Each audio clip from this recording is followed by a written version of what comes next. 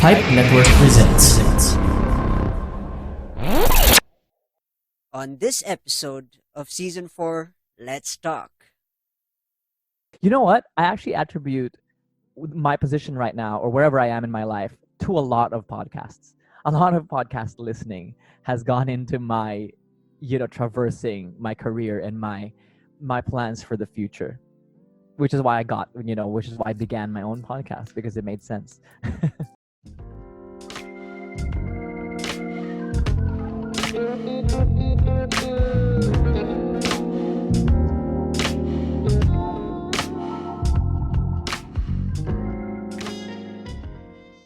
Before we get into this episode, don't forget to like, share, and subscribe to whichever platform you are using.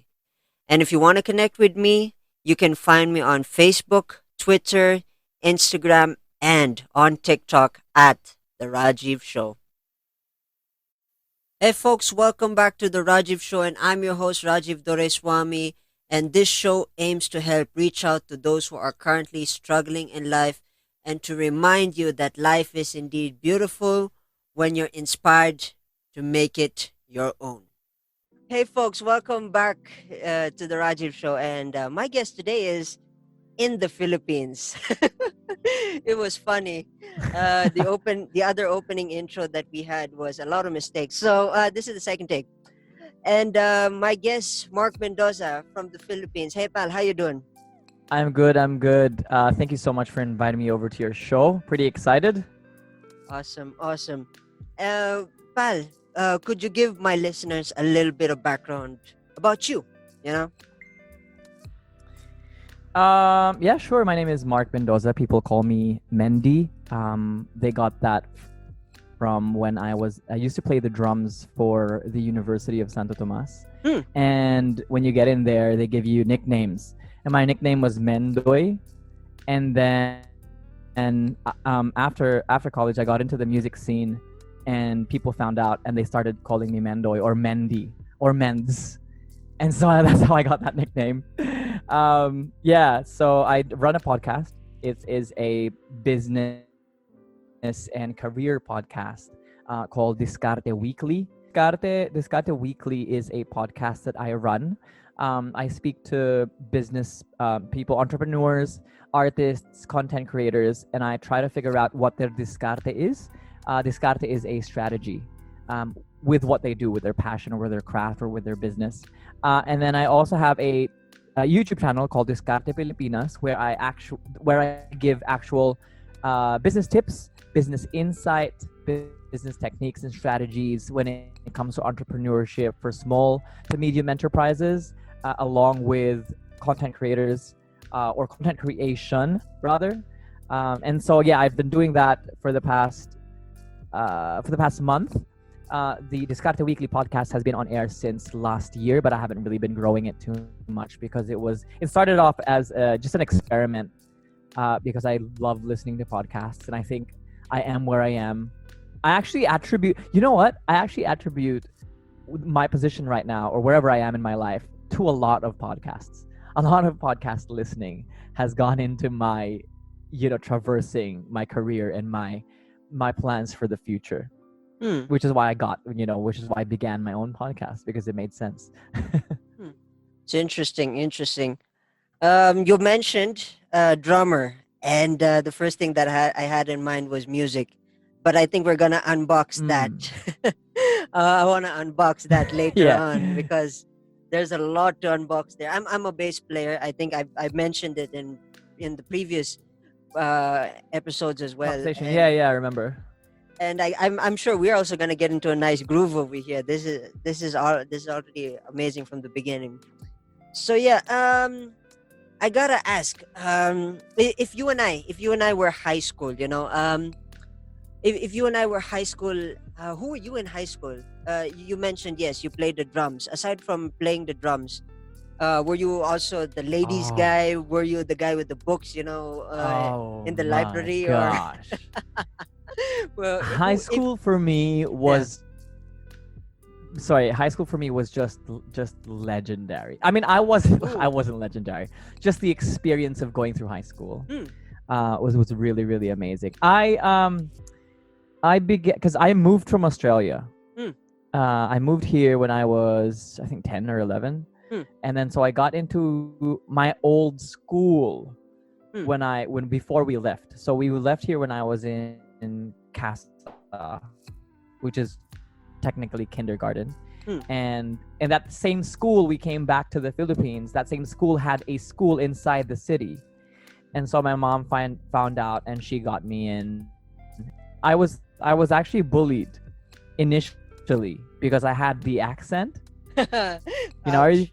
the accent I know the that feeling. Aussies have. It's Yeah. still, it's yeah. It's still in your tongue. It's still there. I took definitely. I still find it difficult speaking in an American accent, but I Huh. do that because I got bullied back in the day, and Aw. and so yeah, they sent me to a different they sent me to a special Filipino class so I could learn Tagalog, and they Yeah. also sent me to an English class so I could learn Hmm. because it was so different. It's really so different in like the language, and so they were making fun of me. And then come high school when I did my growth spurt, Yeah. um I joined the varsity for basketball, and then I got in, so I my coolness level went up a Huh. little bit, and 5 points? then I also 10 joined the points? choir, and Ooh. I had another 10 points. And then that was also when I had the chance to begin showing people that I could play the drums, because there were programs in the school. My school is very artsy, and That's so yeah, my coolness level just decently increased bit by bit, and then I got to yeah. hang out with the cool guys, and eventually I became the president of the class when I was in third year high Wow. school, and then I became the governor. Yeah, I became the governor by the fourth year, for the school, because we have several branches. Um, and so yeah, my high school was just a crazy fun place to be. We never really studied. It was literally like Social a world. series of, yeah, you know that cartoon show called Recess. Recess. I think it Yeah, was on yeah. Nickelodeon. Yeah. That's That that's literally what we were. man, that is ages ago. That felt like a long time. Yeah. Interesting. I Yeah, mean, man. I would, uh, opening your past made me open a lot of boxes that I want to unpack in this conversation. And I'm not sure where to start now. I mean, you mentioned basketball, drumming, choir Uh-huh. boy, president, governor. I mean, 5 points. I mean, I worked hard to get my, I swore that I should not be bullied ever again because it oh, just didn't that's feel nice. I would go home just sad because I had no friends, and so oh man. I tried everything to be the cool guy. But eventually, I figured out doing it like forcing to be cool Hmm. doesn't make you cool, man. What makes you cool is just being friendly to a lot of people. Yeah. Which is core to what my strength is now. Actually, I learned it I learned networking at a very young age. That's pretty cool. That's pretty cool. I mean, Hmm. is, this might be a personal question. Do you Go still ahead. carry bad blood from being bullied? Is there a sense of do you have a sense of quotation to set you down and say, okay, I got bullied today. It's gonna be fine. And do you have certain quotations like that?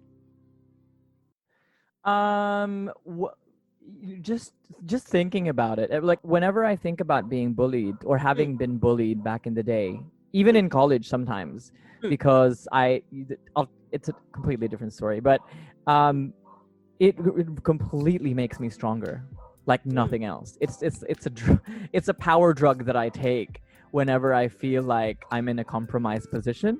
I Yeah, always think to myself, I've been cornered more than I would ever want to be, and yeah. I've found that it's really easy to get back up. You just have to decide. Wow, right off the bat, powerful stuff, huh? Powerful stuff, powerful stuff. You're there's the word trifecta, but in your case, it's I've counted the set of accomplishments. It's kind of five. I don't know if it's a five fecta, but yeah, I mean, Trifecta. yeah. I mean, if that's the new word now, I mean that's That's pretty cool. I mean, I like how I've never seen anyone take that approach to negativity. I mean, uh, Mm. it's interesting. It's interesting in a way. From my perspective, it was much more different because I presume I presume you're a huge big guy. You could handle stuff. That's my Actually, assumption. no, I'm quite small. Actually, Oh, um, but I'm that's only 5'6.5". yeah. Oh wow, 5'6" Literally, itself. literally. 5'6" itself. Oh, you must be somewhat kind of like a Michael Jordan kind of thing. But I don't know. it's I've always actually wished that I grew high. I grew a little bit more on the inches, but but it just never happened. yeah, you just caught me off guard because I'm mind blown by the fact that you mentioned, five fecta and then being bullied is kind of like the difference. Probably the difference between you and me was earlier. My earlier high school was I was bullied, and then when I switched to India, things were differentiated. Uh-huh. The story differentiated because the warmth of Indians are different. I mean, although it's the Asian thing, is much more of a different approach, but it's interesting. uh Interesting. I want to unbox the passion. I mean, I want to ask, where did the beginning for basketball came from first? From all the five boxes, Oh. I gotta go chromatically. You started with basketball, and then we're gonna go on the tour now. So yeah, I Yeah. gotta ask, how did the basketball thing? Was it NBA, or you had to?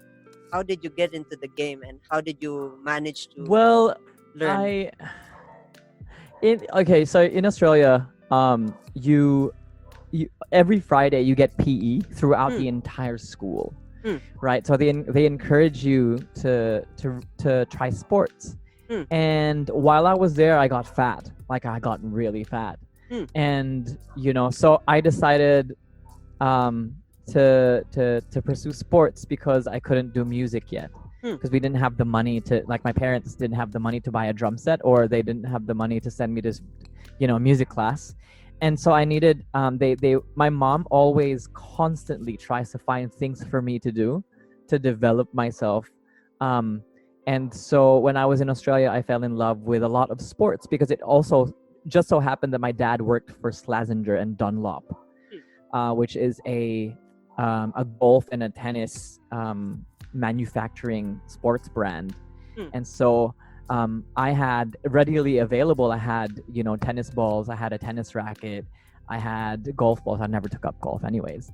But so I tried tennis for a bit, Hmm. and I realized that I was too fat to run around with the more fit kids, and then so I Hmm. gave that up. I did bowling for a bit, Hmm. and then I realized that bowling really literally made me a loser. And no offense to the bowling kids, all right, just keep doing what you're doing. But when you're in that age, Yeah.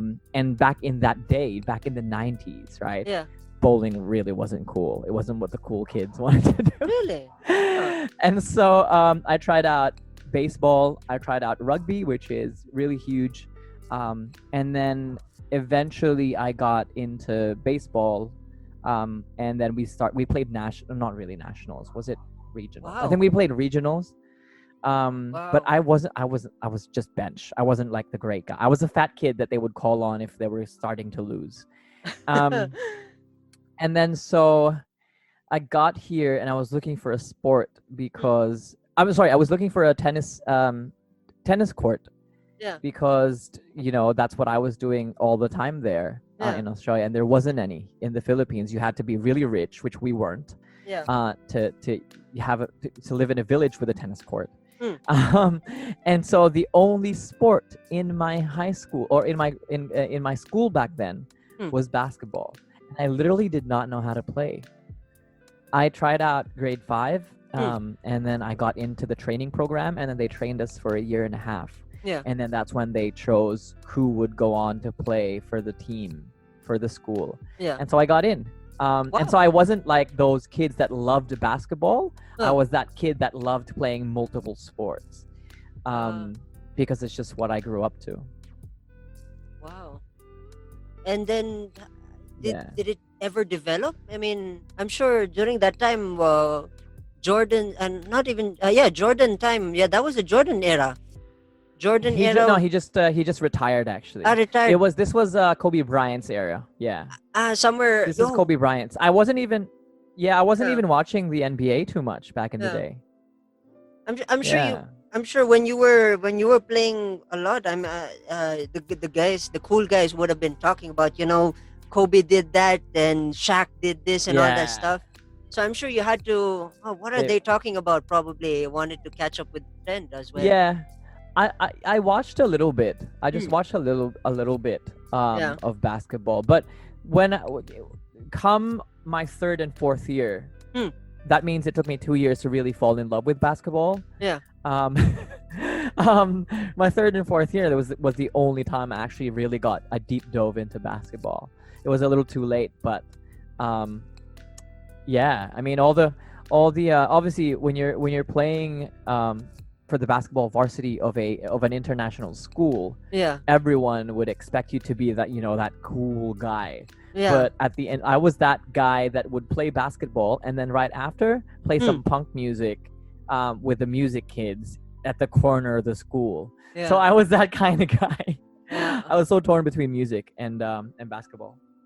But I'm sure from when you said that when you kicked up the game and you had to study a lot of Kobe, Shaq, and all that. I'm Yeah. sure if you and I are sitting down in a couch and then we're watching NBA, you probably can figure out how the saying is a man to man and all that stuff. I don't even Oh, know. definitely. For me, I'm Right just now I'm huge on basketball. for me is Yeah, every time I really just fell in love with it. every time I watch basketball, I don't know. I just look at the guy. I just look at the name of the guy. It's like, oh, okay, basket. Okay, cool, cool.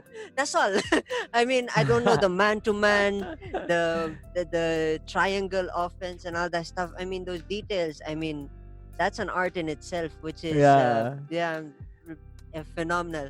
Now, transitioning from it's really basketball, tough. we need to we need to shoot a 3-pointer on, of course, the highlight here, which is the drums. I mean drums music, because I'm still going with the the boxes that we're unpacking here. You mentioned choir and drums. They're all in the same package, so I Uh-huh. gotta ask, where do I start? Do I start from the band or I start from the choir? Which started first? I think we should. I think we should start with the choir because that is from my mom and my dad, and Hmm. then obviously they sent me to take up drums at in Yamaha, just drum lessons. Hmm. Um, and so it, the choir really is coming from my parents' passion with music because my mom sang for a living. It's what she did to survive back in the day. Um, and it just so happened that my dad also has a great voice. And so Hmm. music was a huge part of the family. My sister sings really well as well. Oh, wow. And at this point, I'm really the only one that hasn't taken a good stage in music because they're really up there when it comes to singing. Like they're really good. And so I grew up to that, and a choir position for guys opened up, and I was like, I'm definitely taking that, because it makes me happy. And the music teacher was also like, she knew her stuff. Hmm. She wasn't the typical music teacher. She was an actual art major. She was a music major, a voice major from a school in the States. And so I Wow. knew that I was going to learn so much. And lo and behold, a majority of the really good stuff that I know about music now, like music theory and everything else Yeah. in the in between, it's Yeah. from that woman. And I credit a whole lot to my love of music, to Wow. or for my love of the deep understanding of music to her, and obviously for my love of music to my parents. Hmm. Wow. So you and I have a parallel life, because I'm sure you've heard the previous conversations I had I also featured my dad in the Rajiv show. My dad's a musician as well. My mom, Yeah, yeah, I saw that. phenomenal, phenomenal soprano musician. It's kind of, we live like parallel lives here. It's just that you're from Yeah, it's pretty cool. Australia, so you just went forward. I went backwards. If we are looking at time zones from the Philippines, Yeah, so true, that's true. interesting. That's interesting. Music theory. You've opened up another box there, which is in the music sphere. Uh, Uh, how many years did you spend studying theory? And I'm sure you've delved into the composition oh, and other stuff. no, actually, it was really quick. Hmm. I only got just the basics, and then I had to give it up because I became a scholar. Wow. An athlete. I got an athletic scholarship in UST for playing the drums, and so but the drums there isn't. It wasn't as methodical as I thought it was. Hmm. So I didn't really get much, and I gave up music entirely. Oh, Um, that's for Yeah, it's really sad. I know. Given the chance, though, I would definitely go back and keep doing what I wanted to do. But I had to sell out because we didn't have much. yeah. Um, That's but the cream of the it's crop. just the You need reality. to. Yeah, that's the sad part. But yeah, music theory. Yeah, I That's another world. go ahead. It's like diving into the deepest form of the swimming pool. That's like the deepest, because the moment you're Yeah, descending, you don't even know you're already in the lowest part. It's really interesting. My experience to yeah. music theory I, is I fun. What happened? It's it's a journey. It was a journey. I think I mentioned this in my previous episodes as well, season, where I took 5 years. Actually, the course was 4 years, but I took 5 years of learning because there's a lot of stuff to catch up with. It's You took up music. yes, yeah, yes, I am Nice. That's the dream. yeah, and the funny thing is, in this conversation, probably the release of this conversation, uh, I kind of graduated last year. So since this is gonna be 2021, is 2022 is my graduation, and studying music, it's a lot of, it's a challenge in itself. It's an interesting challenge, Uh huh. diving deep into it is saying, I mean, believe me, if you and I were gonna sit down and have a conversation about music theory, that's probably another 24 hours episode. But yeah, Yeah, I can imagine. yeah, it's an interesting experience in itself. I won't deny it. It's so many things that you apply in theory that sometimes they have their own specific usage in terms of songwriting, and it's fascinating. It's a fascinating art form. So yeah. Yeah, I can imagine. Like the way music theory is connected to emotion for me is Hmm. what fascinates me about it. It's Um, completely expression translated into theory. hmm. Like, am I making sense? Yeah, it It's does. I do agree with you. I mean, the it's essence. psychology in a way. Yeah, the it's not just psychology. I mean, it's the funny thing about music when you're studying it, it's for a person catching up with the schools, with the schools demands for education. It's not really your cup of tea when you're doing that forcefully. But when you're sitting Uh-huh, there uh-huh. and you're understanding this along with nature, I mean, you're sitting down under, a tree, an oak tree, or whatever tree you prefer, and then you're taking the music in and studying it. That sense of harmony and nature, and how the wind blows and tells you the story Mm, of how music works. That's my best way of right. how learning is. Although in my experience of it was more like shoving this, shoving that, shoving counterpoint. It was not really as it was more like choking uh, everything into my mouth, expecting me to spit out the ideas, and in the series of only 5 months, you're expected to. But it was, I mean, that's my personal opinion, my personal take on music. It was kind of hard, but when the holidays came, and it's kind of ironic, I started learning only when the holidays came, and the answers that I would have answered in class would were always, and I would have answered them only when I kind of left the scene, as a holiday or something like that. So yeah, it's kind of weird that No, that I can imagine. Yeah, yeah. That's the weirdest thing.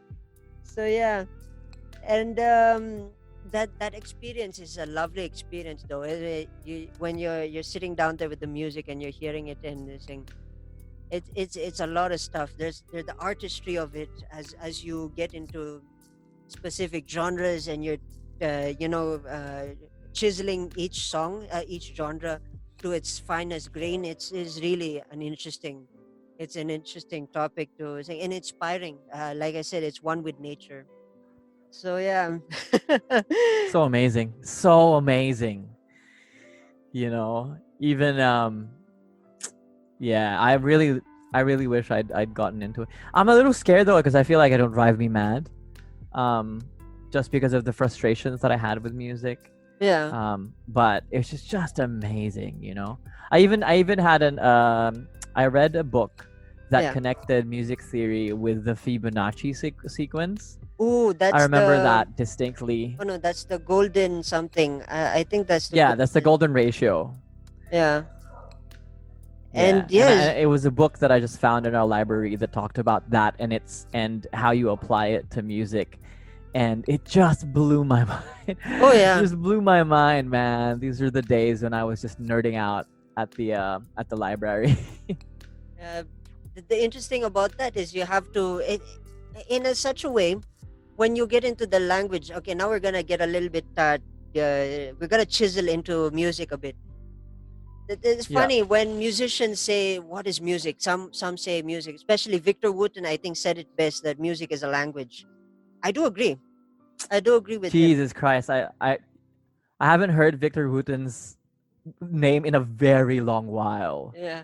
But I. man, that guy's so amazing. Yeah. Oh yeah. I saw him on his Instagram lately. Yeah, I saw him on Instagram lately, doing a session with a Jacob.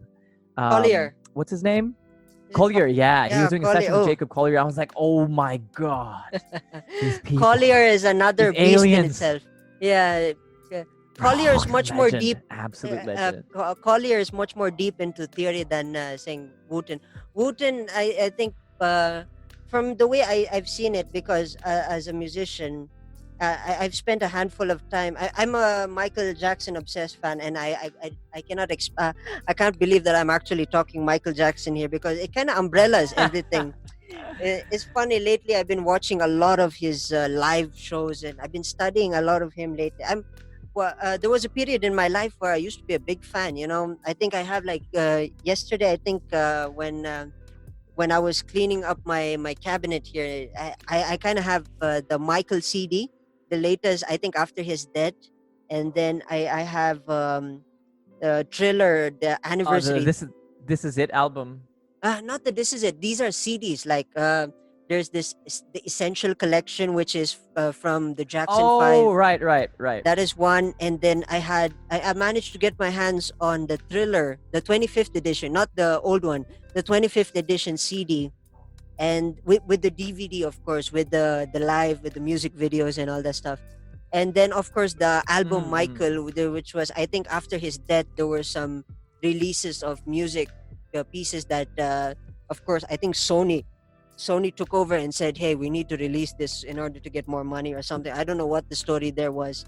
So they made that, and I kind of have those three CDs, and yeah, it's funny listening to the CD, listening to it brings me back so many memories dancing.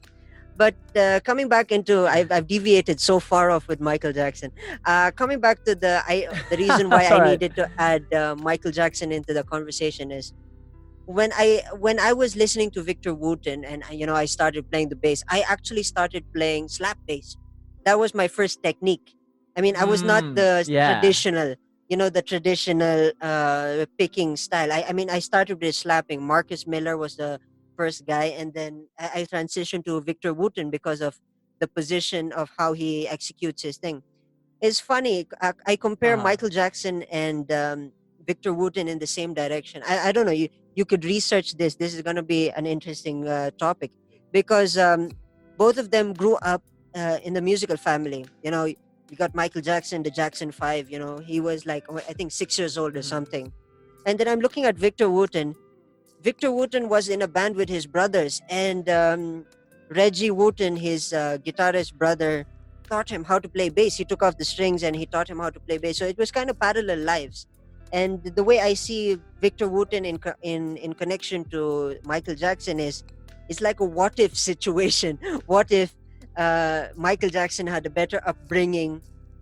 He would have been like parallel to Victor Wooten in True. terms of the thing identity. But yeah, sadly, Michael passed, and the stuff that we don't want to discuss.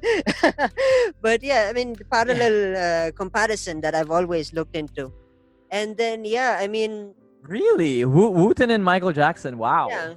I mean, it's like a what if kind of imagery, because Yeah, true.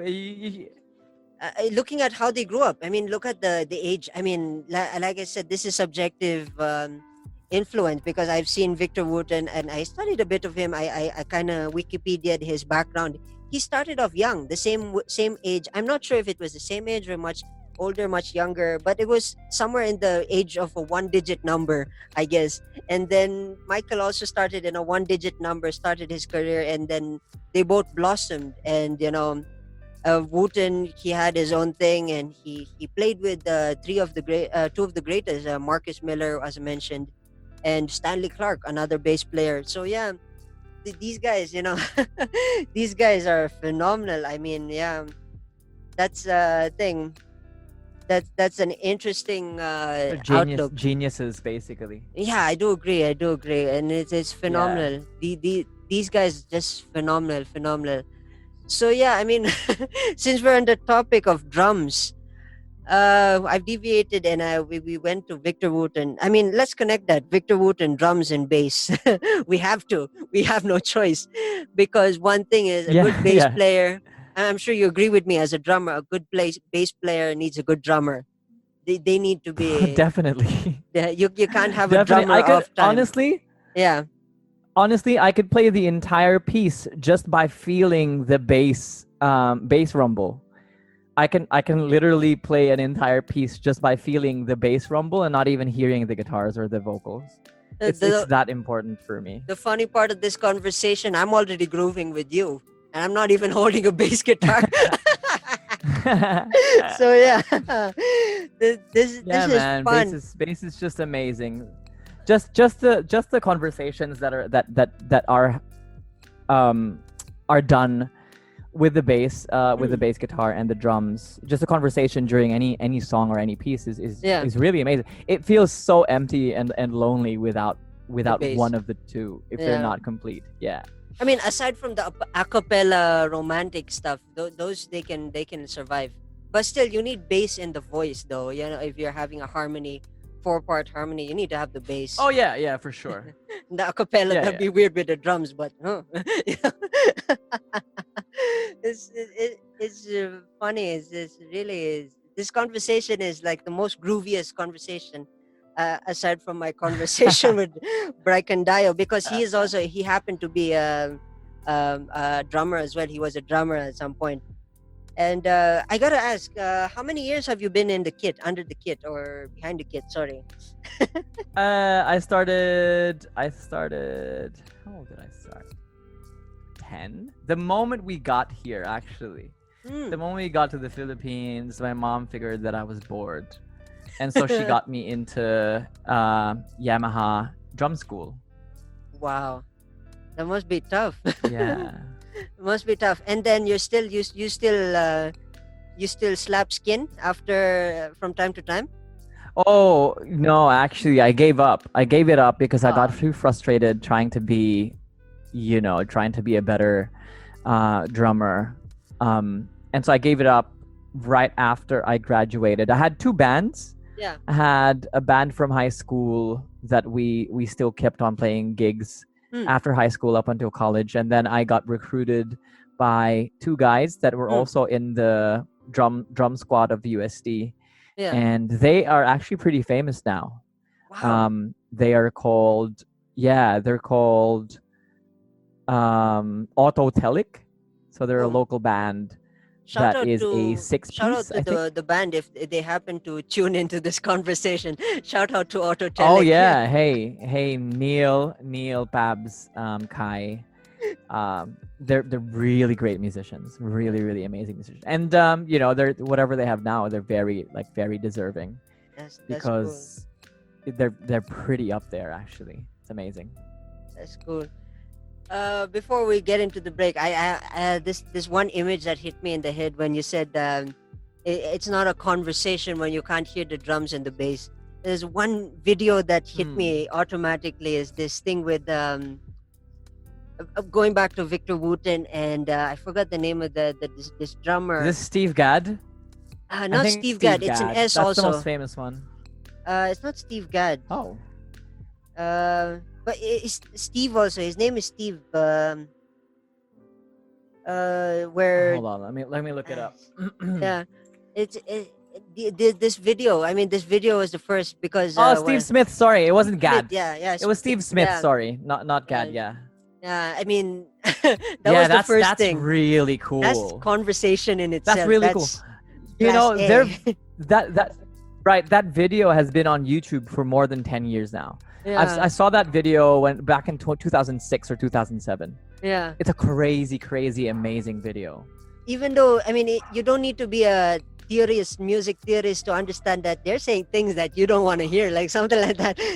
They're saying things that you gotta hear, but you don't want to hear, something like that. So it's so amazing. It's so amazing. Guys, check out that video. For the people listening, there is a different world above what pop gives us. I mean, pop is amazing in its own right, and you've got really amazing pop musicians like Bruno Mars, Lady Gaga, Sam Smith, and they're really amazing. But trust me when I say that you haven't felt anything this ecstatic. Just watch that video, and also try to get into jazz. Jazz is, we're gonna open into that conversation, folks. For those who are tuning in, we're gonna have a short break. We're gonna have some few messages, and then we'll be right back, folks.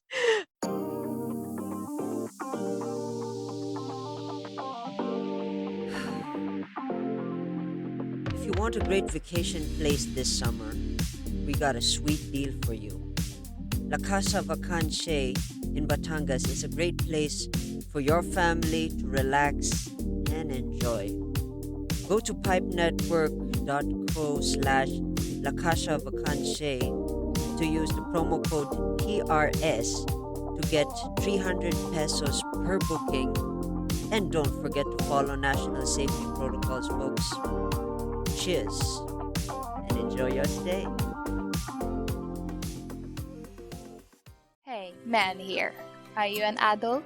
Okay, how about a growing adult? It's a kid or a kid at heart that is open to learning and change. If that's you, then check out Mabuhay Maxima on Spotify and other podcast platforms. See you there. Hey folks, welcome back to the Rajiv Show. And my guest, Mark Mendoza. And previously we were talking about grooving, and we were grooving throughout. And just before the break, we introduced heaven on earth kind of music, jazz, funk, Victor Wooten, drums and bass. You gotta listen to this conversation, and you gotta listen to the suggestions as well. If you're a musician who's lost their groove. So I mean, Chief, this is we've unboxed a lot. We pop. I mean, I like to talk about pop now. I mean, pop music is I don't know how to describe the idea of pop, but pop in itself. When you mention Bruno Mars and all these other musicians, I do agree that they have this sense of musicality. For me, my years of pop when I grew up, of course, again, the legend that I'm gonna bring back is Michael Jackson. Lately, I've been listening to some Prince. Oh yeah, definitely. Prince has some Prince is also freaking good. Yeah, Prince and but these two guys. I mean, at first, when I heard Michael, I thought Michael was Prince, and I thought there was a whole name usage kind of difference. But I realized there were actually two different people. But yeah, it's an interesting journey when I was listening to them. And the pop scene lately. a lot of good stuff are there. I agree that there are a lot of bad, but it is subjective. I mean, to me, my ears is subjective. The last song the Mm. last pop song that I have on my playlist is Beyonce, "Love on Top." There's something about it that has this old school Michael Jackson, Jackson 5, and Stevie Yeah, that Wonder kind of thing. feel. And yeah, I mean, there's some good stuff. I Uh-huh. mean, I don't really like to don't like to talk shit about them. But yeah, I mean, they have some good stuff. The generation to come, I hope they experiment with music, because lately I've been listening to jazz. That's the thing now. As we For the past few conversations that I've had in the podcast, I play a jazz music in my background in order to get myself into the groove. That's my thing. It's kind of strange, but that's like my um, push into getting good conversations out of my thing and the question. So yeah, enough Mm. about enough It's a about mood me. situation. Yeah, I mean, not really a mood. It's more like it's more like getting A pump into up music.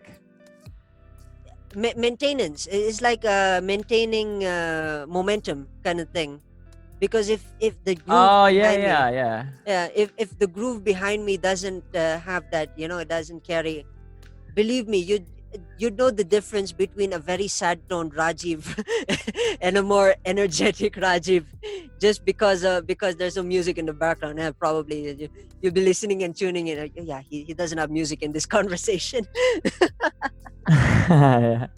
But yeah, aside from coming back to the drums, let's go back to the drums.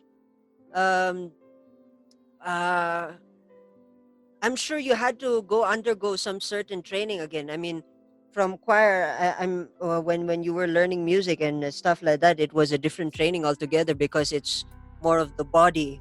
But when it comes to drums, it's all about independence. How did you handle that? Was it an easy transition when you were transitioning into drums? Yeah.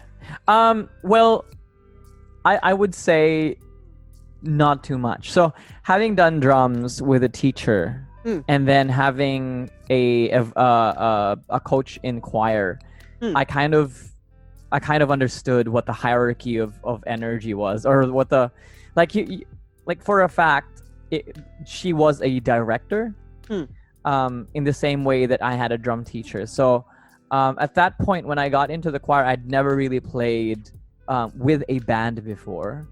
Um, and so the I would say the experience of not having the drums and being able to present, or being able to sing Hmm. and groove to a beat with my voice Hmm. is what separated the two. So I understood that I had to fall in line immediately because I was part of a bigger unit Yeah.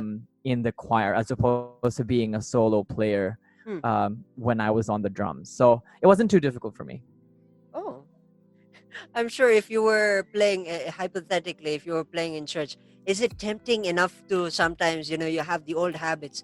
Because when you're learning it traditionally, or you're learning it by feel, you have some few quirks, some few habits you pick up, especially when you're playing in a rock band or even a funk any Definitely. band.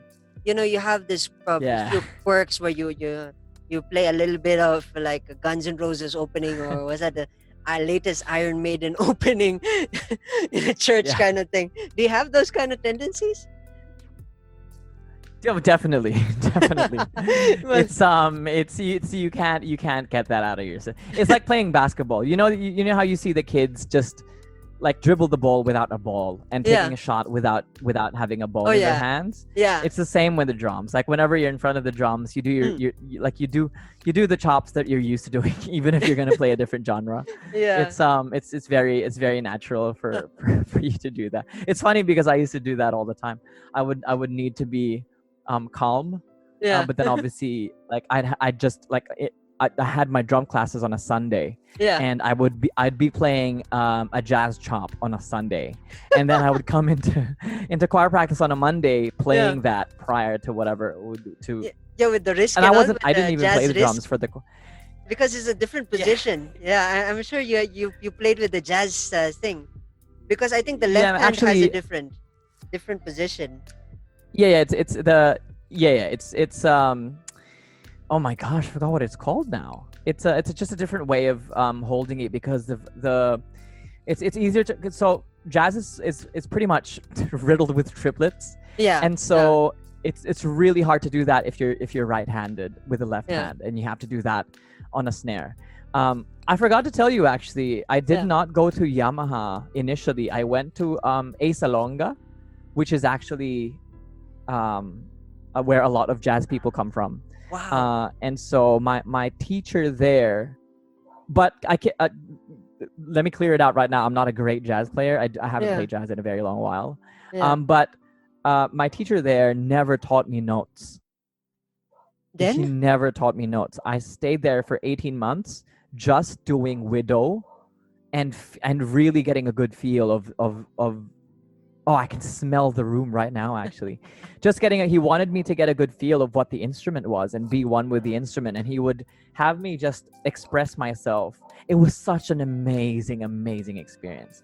Wow. And he had me really just express myself through doing solos. Hmm. He would teach me chops, but at its core, what he was teaching me was really how to express using the drums. Yeah. It's crazy, man. And then so I moved to Yamaha because Asalonga was in Manila, and it Yeah. was too far from my house. Yeah. And when I got to Yamaha, and that's when I found out that there were actually notes for the drums, and that's when I started, learning notes. And that kind of, I was happy with how it turned out actually, because I trained widow for 18 months, and then eventually. I learned how to read sheet music for drums, which, by the way, I completely forgot now, but I've still got my books, so I'm I can probably still relearn. But yeah, that's something that I forgot to mention a while ago. It's interesting. I had a joke when you said Asa Longa. I normally don't crack jokes, but yeah. I was about to ask, is that Lea Salonga's music school or something by any chance?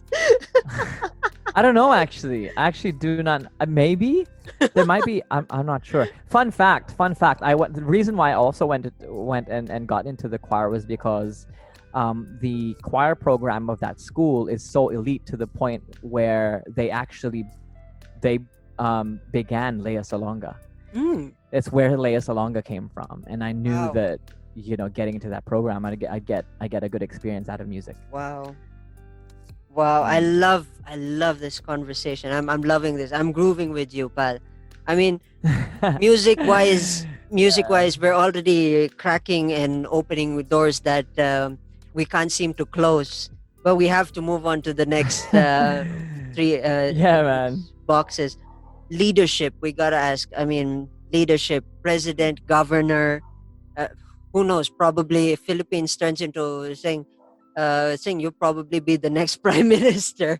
But yeah, I mean, what is your take on leadership Oh when, God. you had to you had to step up and stuff like that? I gotta know your philosophies Oh, and I was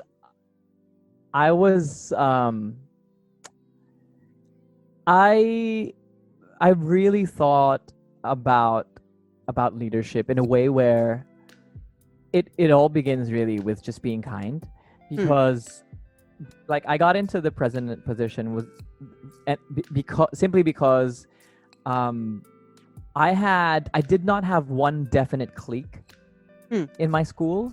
I was friendly literally with everyone, and I wasn't afraid if one person was getting bullied and they were getting bullied by people I knew or people that I was actually friends with. I did not care. I would still speak to that person and treat them like a decent human being. And bullying back in my high school days were really intense. And I guess that's how I came to understand that being being a good leader, really being a good leader is all about kindness and recognizing that people are humans. And I've never really looked back since then. I kind of like going into college, I also became an officer for the entire organization. And it just came so it came so I really don't want to say naturally, because it sounds so mayabang in Tagalog, but not really. I found it very easy to get into a very comfortable position Mm. when it comes to leadership. It wasn't, I did not find a lot of things difficult, is what I mean. Just because, again, I think being an effective leader is just all about knowing what people feel. A huge amount of empathy is deployed whenever you actually want to listen and you want to help and you want to be a good leader. I think empathy on a very high level is what is required of you, and I got that as a kid, very early on in becoming a leader. Do you have a message for young leaders who are hopefully tuning into our conversation? Mm. Yeah. Listen, not a lot of people get to change how things are run and get to influence on a positive level how things pan out for other people. Do you get what I mean? So if you are able to get on that boat, if that boat excites you, the fact that you actually have control on influencing for the good, for the betterment of a group, and being able to do that in a leadership position is something that not a lot of people actually go through. It is a privilege. And also I would think that a lot of what it takes to be a leader shows a different character in a person, also, which also does not exist in typical character conditions.